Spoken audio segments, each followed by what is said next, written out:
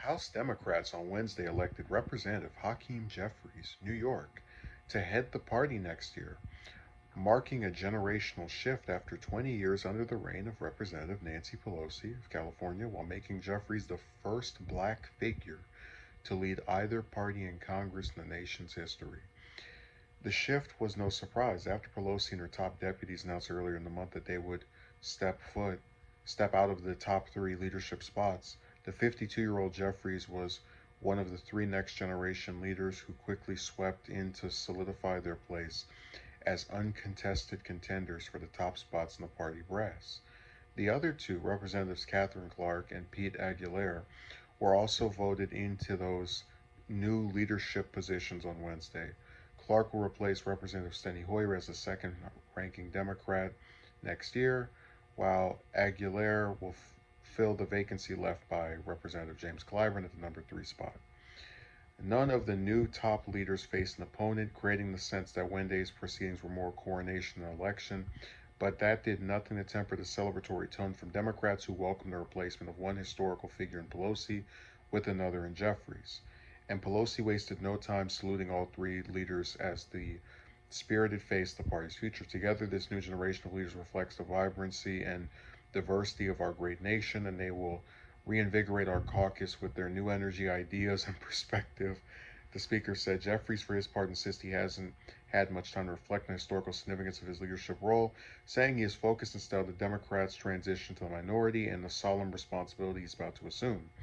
The best thing that we can do as a result of the seriousness and solemnity of the moment is lean in hard and do the best damn job that we can do for people, he told a small group of reporters on Capitol Hill Tuesday night.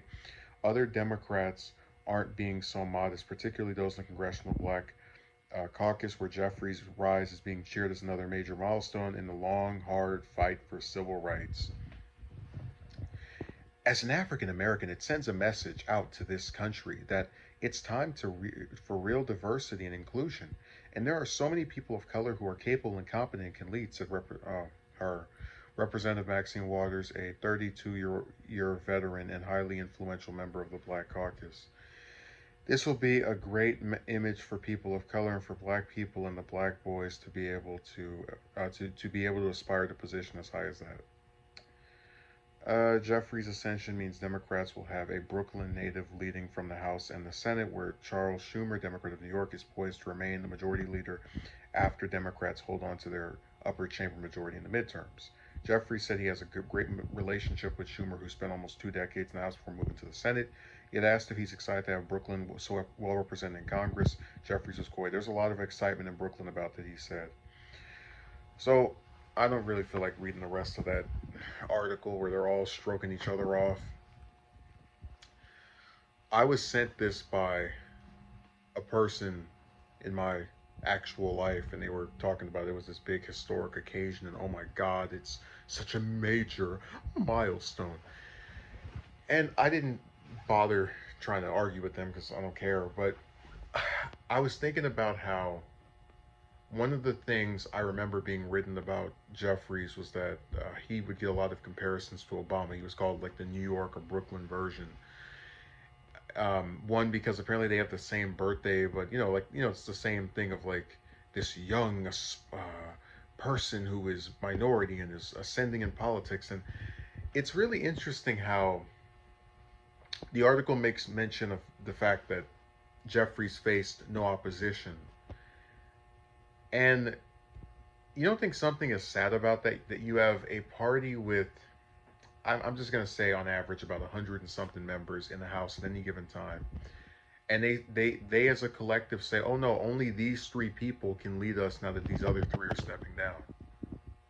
I think something's really wrong with that. And it's, I just can't understand progressives. But, so that wasn't really an election. That was, again, as the article mentions, a coronation. And Jeffries is another one of these people who has no record.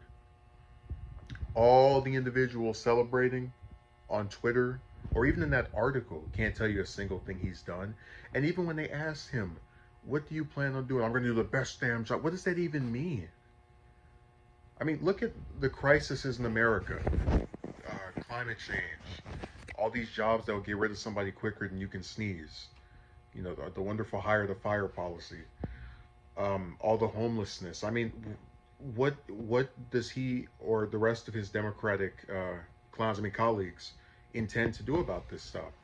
And you get no response because these people are empty suits.